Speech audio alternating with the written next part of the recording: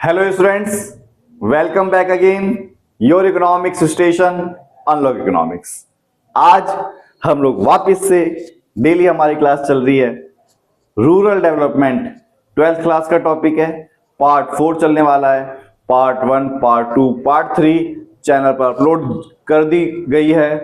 Channel को subscribe करें, bell icon दबाएं, ज्यादा से ज्यादा सब्सक्राइब करें, ठीक है, शेयर करें और प्लेलिस्ट पर जाके तुम लोग पूरी 12th की प्लेलिस्ट देख सकते हो। ठीक है, एक बार चैनल को सब्सक्राइब जरूर करना, पूरी वीडियो जरूर देखना, आपको कहीं भी कोई चीज पढ़ने की जरूरत नहीं पड़ेगी। 100% सारे टॉपिक्स आपके यहीं से आएंगे। समझ में आ गया? अब हमारी जो 1-2 दिन के बाद मैं इंपॉर्टेंट क्वेश्चन की क्लास करवाने वाला हूं, जो 50 इंपॉर्टेंट क्वेश्चन है। एक दिन क्वेश्चन बताएंगे, एक दिन हम आंसर बताएंगे। ठीक है, बिना देरी करे हम लोग चालू करते हैं पार्ट 4 हमारा कौन सा, रूरल डेवलपमेंट का। आज जो हमारा टॉपिक चलेगा रूरल डेवलपमेंट का, वो टॉपिक चलेगा problem of agriculture marketing in India. मतलब भारत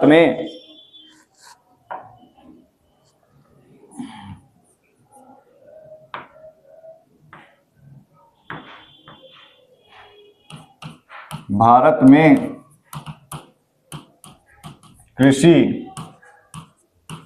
विपणन की समस्या, ये टॉपिक हमारा चलेगा। ठीक है, तो समस्या क्या है? देखो, समस्या ही समस्या है। बारिश पड़ रही है, हमारी फसल खराब हो रही है, किसानों की बेचारों की फसल खराब हो जाती है।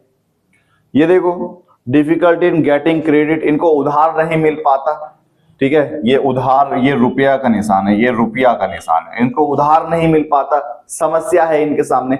इन समस्या से बचाव कैसे करा जाए, क्या क्या समस्या है, किस प्रकार की समस्या हमारे देश के गरीब किसानों के पास आ रही है, वो टॉपिक है हमारा। इसमें देखो, सबसे पहली जो समस्या है, सारी समस्या को बता रखा है। देखो, lack of proper storage facility, मतलब संचय या भंडारण। किसान आज अपना फसल तो उगा लेता है, किसान अपनी फसल तो उगा लेता है, उत्पादन तो कर लेता है, प्रोडक्शन तो कर लेता है, लेकिन किसान वो सामान रखेगा कहां पर, उसे रखने में समस्या आती है। तो वही लिखा है, improper storage facility force farmer to sell their problem produce right in harvesting without price negotiation. उनके पास जगह नहीं होती रखने के लिए, जिस कारण जल्दीबाजी में किसान अपने सस्ती कीमत पर क्या कर देता है, अपनी फसल बेच देता है। Ignorance, lack of knowledge market price market condition force farmer their produce low price. उनको मार्केट कंडीशन के बारे में नहीं पता होता, मार्केट में क्या प्राइस चल रही है, कितने रुपए में हम सामान बेचेंगे, जिस कारण से उन्हें मजबूरी बस सस्ते दामों पर बेचना पड़ जाता है। Lack of transportation facility, proper road नहीं बने हुए, ट्रांसपोर्टेशन की फैसिलिटी नहीं है, जिस कारण से वो मार्केट तक नहीं लेके जा सकते, अपना सामान दूर दराज के इलाकों में नहीं बेच सकते, इसीलिए उन्हें सस्ते दाम पर बेचना पड़ जाता है।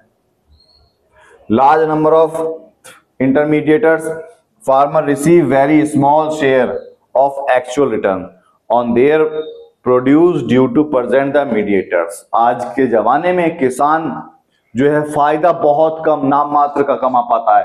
अगर उसे 1000 रुपए उसने खर्च करे तो वो 1100 रुपए कमाएगा, बस बहुत मुश्किल से कमाएगा। क्यों? क्योंकि बिचौलिए जो है वो पैसा कमाते हैं ज्यादा, किसानों को पैसा कम देते हैं। Defective technique, misappropriate of account, illiterate, ignorance of farmer, fault, defective weighting technique and misappropriate account. कई बार क्या होता है, उनके पास वेटिंग टेक्नोलॉजी, वजन करने की अच्छी टेक्नोलॉजी नहीं है। उनका वजन है किसी फसल का 1000 किलो और उनके जो तराजू पर दिखाता है सिर्फ 900 किलो, 1000 का नुकसान। तो ये कोई ऐसी टेक्नोलॉजी नहीं है जिससे अच्छी तरीके से क्या कर सके, वो वजन कर सके, उनका नुकसान हो जाता है। डिफिकल्टी ऑब्टेनिंग एग्रीकल्चर क्रेडिट, उन्हें आसानी से उधार नहीं मिल पाता जिससे वो अपने पैसों को उधार लेकर फसल में लगाए और उत्पादन ज्यादा करे। फिर सीजनल नेचर, मॉनसून डिपेंडेंसी और अनस्टेबल इनकम। मतलब इन दोनों को अगर हम जोड़ेंगे ना तो इनकी इनकम क्या होती है, अनस्टेबल होती है। क्योंकि जो एग्रीकल्चर है वो सीजनल बिजनेस है, सीजनल व्यापार है, ठीक है, मॉनसून के ऊपर डिपेंड होता है, जिस कारण से उनकी इनकम स्टेबल नहीं है। कभी अच्छा मानसून आया तो फसल अच्छी, कभी बेकार मानसून आया तो फसल बेकार, उत्पादन अच्छा नहीं हो पाएगा। जैसे मान लो एक किसान है, उसके पास 10 बीघे की जमीन है, उसने अच्छी खेती करी तो किसके ऊपर निर्भर है, बारिश के ऊपर निर्भर है ना। ये जो किसान है किसके ऊपर निर्भर है, बारिश के ऊपर। जितनी अच्छी बारिश होगी, जितना अच्छा मानसून आएगा, उसका उत्पादन ज्यादा अच्छा होगा।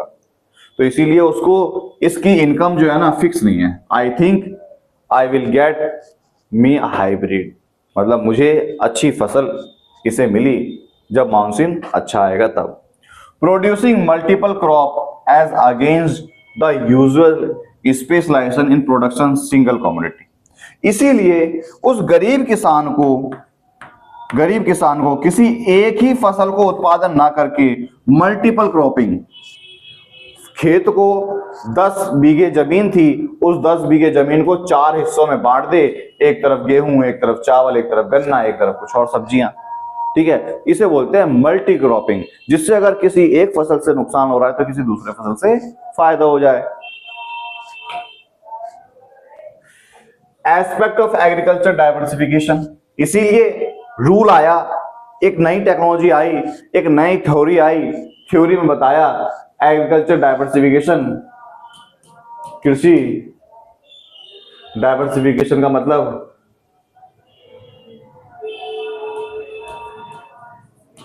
विभिन्नीकरण, ठीक है। कृषि विभिन्नीकरण मतलब कृषि के भी अलग अलग प्रकार हो सकते हैं। और क्या कर सकते हैं, देखो डाइवर्सिफिकेशन क्रॉप मतलब फसल का विकेंद्रीकरण, प्रोडक्शन कैपेसिटी का डाइवर्सिफिकेशन, ठीक है, उत्पादन का विकेंद्रीकरण। तो सबसे पहले अगर हम इसकी बात करें, सिंगल क्रॉपिंग सिस्टम को मल्टी क्रॉपिंग सिस्टम में वो करें। जैसे ये देखो, ये बीच में आलू की फसल है, ये किसी और की फसल है, ये सरसों की फसल, फिर आलू की, मतलब ऐसे ऐसे करें मल्टी क्रॉपिंग सिस्टम। बीच बीच में उसे कुछ आलू में जब खेती करते हैं, आलू की खेती करते हैं, तो बीच बीच में जगह जगह खाली होती है, उस खाली जगह पर टमाटर उगा दो। तो ये होता है मल्टी क्रॉपिंग सिस्टम, ठीक है। और प्रोडक्शन, खेती के अलावा और किसान क्या क्या कर सकता है, तो खेती के अलावा फार्मिंग एक्टिविटी के साथ साथ नॉन फार्मिंग एक्टिविटी भी कर सकता है। मैं अगर पढ़ा रहा हूं, मैं पढ़ाने के साथ साथ भी और को बहुत सारे काम कर लेता हूं, शेयर मार्केट में इन्वेस्ट कर लेता हूं, ठीक है, कोई और काम करके पैसा कमा लेता हूं, मतलब बहुत सारे काम करते हैं ना हम लोग। वैसे ही किसान को सिर्फ और सिर्फ खेती पर डिपेंड ना होकर और भी बहुत सारी चीजों पर क्या होना चाहिए, डिपेंड होना चाहिए। फिर क्रॉप डाइवर्सिफिकेशन में क्या है, सिंगल क्रॉपिंग को बता दिया मल्टी क्रॉपिंग सिस्टम के अंदर, मतलब एकल खेती को गुणक में परिवर्तन कर देना चाहिए। सबसिस्टेंस फार्मिंग मतलब होता है अपना पेट पालने के लिए जो उत्पादन करा जाता है, अपना पेट पालने के लिए जो खेती करी जाती है, उसे बोलते हैं सबसिस्टेंस फार्मिंग। चैनल को सब्सक्राइब कर देना, बेल आइकन दबा देना। इसे करनी चाहिए किसमें, कमर्शियल फार्मिंग कन्वर्ट। अपना पेट पालने के लिए उत्पादन मत करो, व्यापार करने के लिए अगर हम उत्पादन करेंगे, फायदा कमाने के लिए अगर हम उत्पादन करेंगे, तो लाभ कमाने के लिए उत्पादन करेंगे, तो हम ज्यादा उत्पादन करेंगे, जिससे हमारा पेट भी पल जाएगा, फायदा भी हो जाएगा। जो हेल्प होता है, help avoid market risk, help maximise gain, market risk को अवॉइड करने का काम करता है ये, और ज्यादा से ज्यादा फायदा कमाने का काम करता है ये। प्रोडक्शन कैपेसिटी डाइवर्सिफिकेशन,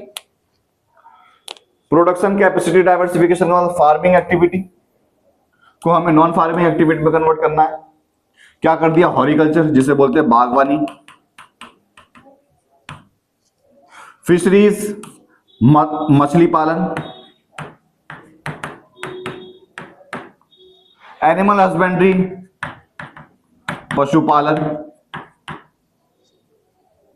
इससे क्या होगा, लोगों का लिविंग स्टैंडर्ड अच्छा होगा। सिर्फ खेती करने से कुछ नहीं होता, खेती के अलावा अगर 4-5 पशु पाल लिए, 4-5 भैंस पाल लिए, तो मतलब कि डेली का पैसा आने लग गया उसके पास। Reduce strain and agriculture sector, agriculture sector के ऊपर जो दबाव बन रहा है वो दबाव धीरे धीरे क्या हो जाएगा, कम हो जाएगा। ठीक है, ये देखो तमिलनाडु में वुमेन इन एग्रीकल्चर, तनवा के नाम से, द प्रोजेक्ट तनवा is started in Tamil Nadu with the motive of training women with at least agriculture technique. मतलब तनवा के द्वारा तमिलनाडु में महिलाओं को खेती करने की ट्रेनिंग दी जाने लग गई। It help increase the women participation in agriculture, जिससे क्या हुआ, वुमेन का पार्टिसिपेशन एग्रीकल्चर में क्या हो गया, बढ़ गया। Hence help to increase the family income, जिससे क्या हुआ, जब उनका एग्रीकल्चर में पार्टिसिपेशन बढ़ गया तो फैमिली की इनकम भी क्या होने लग गई, बढ़ गई। तनवा, ठीक है।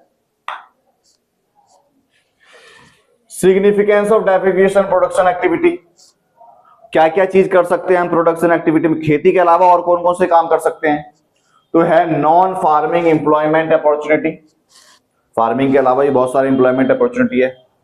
हेल्पफुल ड्यूरिंग सीजनल चेंज, जब सीजन बदलता है, सीजन के अनुसार खेती होती है, सीजन बदलता है तो ये जो स्थिति होती है ये उस सीजन से बचने में क्या करती है, हेल्प करती है। नए आइडिया, न्यू प्रोस्पेक्टस और इरेडिक्टिव पॉवर्टी, जो गरीबी है वो गरीबी धीरे धीरे खत्म होने का काम करती है। जैसे हॉर्टिकल्चर बता दिया, फिशरी बता दिया और एनिमल हस्बेंड्री बता दिया। तो नॉन फार्मिंग के अंदर क्या होती है अपॉर्चुनिटी, पुअर मानसून है, मॉनसून खराब है, जो मानसून है जिसमें बारिश पड़ती है, झमझम झमझम बारिश पड़ी है ना, छाता निकले हम मोर नाचे, ऐसे करके कुछ एक पोएम है। ठीक है, तो पुअर मानसून पुअर है तो क्या हुआ, हमें adversely affect the production process, जिससे तुरंत अफेक्ट पड़ जाएगा उत्पादन प्रक्रिया पर।